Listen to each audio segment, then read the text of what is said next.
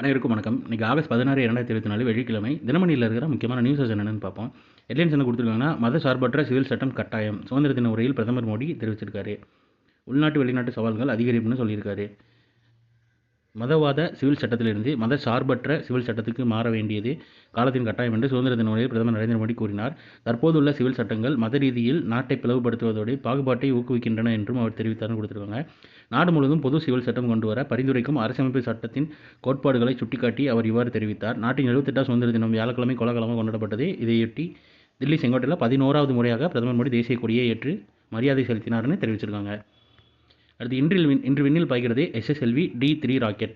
புவி கண்காணிப்புக்கான EOS-08 செயற்கைக்கோளுடன் SSLV D3 rocket Andhra மாநிலம் ஸ்ரீஹரிகோட்டாவிலிருந்து வெள்ளிக்கிழமை 9:17 மணிக்கு விண்ணில் ஏவப்பட உள்ளதுன்னு தெரிவிச்சிருக்காங்க.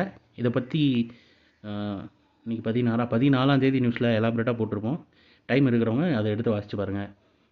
அடுத்து முதல்வர் மருந்தகம், முன்னாள் இராணுவ வீரர்களுக்கு புதிய திட்டம் ஆகிய இந்த ரெண்டு சம்பந்தமாக முதல்வர் மு.க. ஸ்டாலின் அறிவிப்பு விடுத்திருக்கதா சொல்லியிருக்காங்க. குறைந்த விலையில் மருந்துகள் வழங்க முதல்வர் மருந்தகம் என்னும் திட்டம் செயல்படுத்தப்படும் என்று முதல்வர் மு.க. ஸ்டாலின் அறிவித்தார். மேலும் முன்னாள் இராணுவ வீரர்கள் அவர்களின் குடும்பங்களின் நலன் காக்க முதல்வரின் காக்கும் கரங்கள் எனும் புதிய திட்டம் வகுக்கப்படும் என்றும் அவர் கூறினார் தெரிவிச்சிருக்காங்க. பேர் பார்த்து வச்சுக்கோங்க. முதல்வர் மருந்தகம், அப்புறம் முதல்வரின் காக்கும் கரங்கள் முன்னாள் இராணுவ வீரர்கள் அவர்கள் குடும்பத்துக்கு ஹெல்ப் பண்ணுறதுக்காண்டி. அடுத்ததாக இன்றைக்கான திருக்குறள் என்னன்றதை பார்த்துருவோம். கொலையிற் கொடியாரை வேந்து ஒறுத்தல் பைங்கூழ் களைகட்டதனோடு நேர். கொடியவர் சிலரை கொலை தண்டனையால் அரசன் ஒறுத்தல் பயிரை காப்பாற்ற கலையை களைவதற்கு நிகரான செயலாகும் அப்படின்னு செங்கோன்மை அப்படின்ற அதிகாரத்தில் திருவள்ளுவர் சொல்லியிருக்காரு. அப்புறம் குமரி ஆனந்தனுக்கு தகைசால் தமிழர் விருது. இஸ்ரோ விஞ்ஞானி வீரமுத்துவேல் செவிலியர் சபீனாவுக்கு கௌரவம்னு தெரிவிச்சிருக்காங்க. காங்கிரஸ் கட்சியின் முதுபெரும் தலைவர் குமரி ஆனந்தனுக்கு தகைசால் தமிழர் விருது முதல்வர் மு.க. ஸ்டாலின் வழங்கினார்.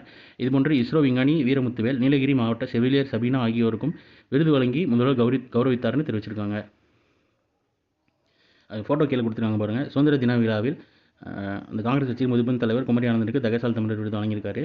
ரெண்டாவது முதல்வர் மு.க. ஸ்டாலினிடம் டாக்டர் APJ அப்துல் கலாம் விருது பெற்ற இஸ்ரோ விஞ்ஞானி வீரமுத்துவேல், கல்பனா சாவ்லா விருது பெற்ற நீலகிரி செவிலியர் சபீனா அப்படின்னு கொடுத்துருக்காங்க. பேர் பார்த்துக்கோங்க, என்ன விருது வாங்கினாங்கன்றதையும் பார்த்து வச்சுக்கோங்க. அடுத்ததாக 2036 ஒலிம்பிக் போட்டிகளை நடத்துவது இந்தியாவின் கனவு அப்படின்னு கொடுத்துருக்காங்க. 2036 ஒலிம்பிக் போட்டியை நடத்துவது இந்தியாவின் கனவு. அதற்கான ஏற்பாடு தீவிரமடைந்து நடைபெற்று வருகின்றன என பிரதமர் நரேந்திர மோடி கூறியுள்ளார்னு தெரிவிச்சிருக்காங்க. சவுதி அரேபியா, கத்தார், துருக்கி உள்ளிட்ட நாடுகளும் 2036 ஒலிம்பிக் போட்டியை நடத்த தீவிர முயற்சி மேற்கொண்டுள்ள நிலையில் இந்தியாவும் முதலாக ஒலிம்பிக் போட்டியை நடத்த தீவிரமாக உள்ளது. வரும் 2025 சர்வதேச ஒலிம்பிக் கவுன்சில் தேர்தல்கள் முடிந்த பின் தான் இதற்கான முடிவு அறிவிக்கப்பட உள்ளதுன்னு தெரிவிச்சிருக்காங்க.